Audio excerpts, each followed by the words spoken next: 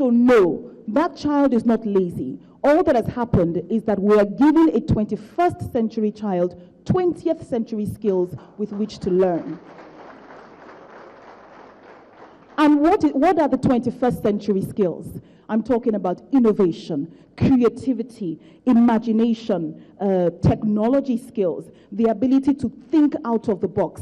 Exactly the skills that we are not teaching in our schools today. Let's be frank with ourselves.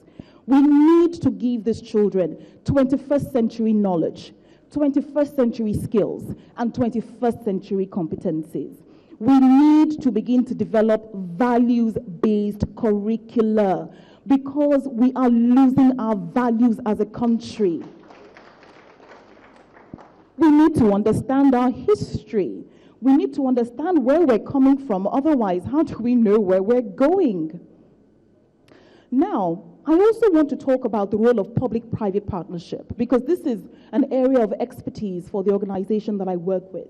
And I say this because having looked at the evidence, looking at the evidence as pertains how well children in public schools are doing, how well children in non-state schools are doing, the realization is that education is both a public and a private concern, and there's nothing we can do about it. I dare anyone to argue with me.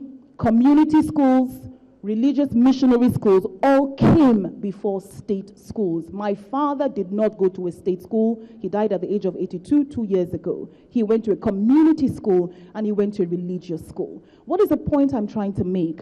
We need to go back to some of these models. We need to make communities responsible for the infrastructure that we put in those schools. We need to help them to take charge and take ownership of the resources that we give to them. We need to begin to think about partnership. We need to begin to stop problematizing the private schools. Whilst a lot of private schools are really very terrible, and I write about them, the truth is that many of them are helping to solve this out-of-school challenge that we're facing in the country. And whether we like it or not, parents are choosing for their children to go to these schools. In all of the schools that I've gone to, as a researcher, the length and the breadth, east and west of this country, and I have asked public school teachers, do your children attend this state school? I have not found two who say, yes, my child is in this school where I am teaching. That is a problem, ladies and gentlemen. Nevertheless, it is important for us to realize that it is not all doom and gloom. When we go to the wonderful model schools, for example, that we have in River State, or we look at how maybe the Lagos State Eco Project is doing some phenomenal work with regard to improving children's learning, or perhaps to go to Kano State and look at the efforts there to get out of school children into school, and we go across all the different APC states, we realize that there are very, very good models of practice which we need to begin to showcase. You see, if we don't tell our own stories, other people will tell our stories for us, and they will not necessarily be pretty pictures. We have to show the world what we're doing. We have to start writing about what we're doing. We need to start showing videos, go on television, sell this country. You are doing good things in your state. There are many things that still need to be done, but there is a lot of good that is currently being done already. I think still in the realm of partnerships, that it is also important for us to focus education on our efforts in education on a multi-sectoral approach. And I say this because it is very difficult for us to solve education problems when we look at education as a standalone sector. The first time a lot of our parents, and perhaps some of us in the room, ever had any information on our dental health or eye checks, or the first time we were ever dewormed was in a school. So how do you separate health from education? How do you separate labor from education? What are you going to school for, if not ultimately to become productive in society? So let us begin to think about taking a multi-sectoral approach to education. Now, I just want to touch very, very briefly on employment and on teachers, and I will conclude there. Now, we have major problems when it comes to employing our graduates. And sometimes I see this term, or I hear it, Nigerian graduates are unemployable. I don't really believe that. I think it's just a failure of our systems to give them the skills that they need to be employed. So we need perhaps to start looking at how to co-create our curriculum.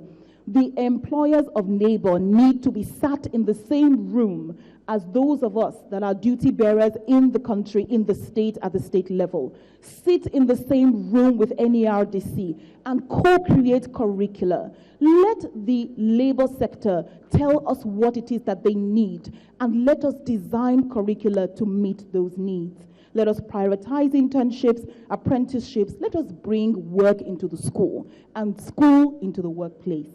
And finally, I want to talk about teachers, because ultimately they say, show me your teachers and I will. Show me your teachers and I will. I know you don't know that because I coined it, so you passed that test. But I believe that if you show me your teachers, I will tell you who you are. But there's no country that has ever risen above the quality of its teachers. And that is why we need to begin to reimagine teaching. We need to begin to focus our attention on getting the right crop of teachers into the system, whilst also developing those that are currently in the system. I studied education in this country in the 90s, and every time I said to somebody, I am studying education, they would look at me and say, but why? You did very well in JAM. Why would you go and study education? As though people that studied education are the dregs and the worst people in society. And that is the perception that we continue to have of our teachers. We have to think about correcting this.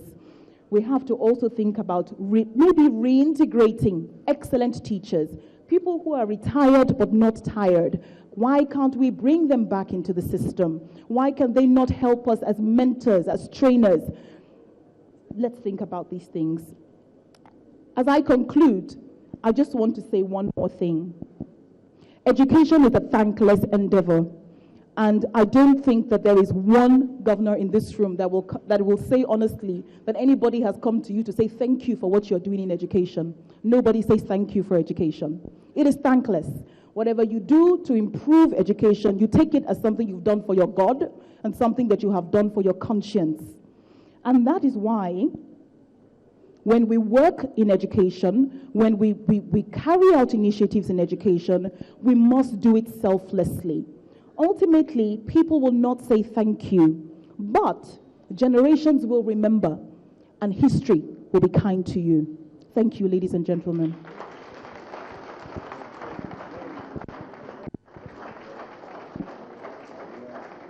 Interesting thoughts there by Dr. Modupe Olateju, CEO of the Education Partnership Center, Lagos. Thank you very much for such a rousing speech. At this time, we'll receive Dr. Jibo Ibrahim for his thoughts as we move along. Please welcome Dr. Jibo Ibrahim.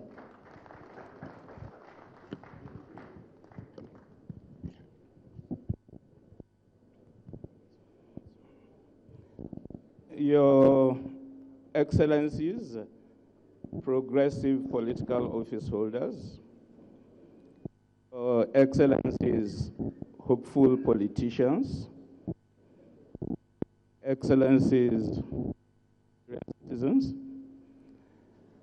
I understand the purpose of this meeting is to reflect and draw policies on education for progressive states. I think that's not a useful purpose. The necessary educational policies are known. All you need to do is to implement it.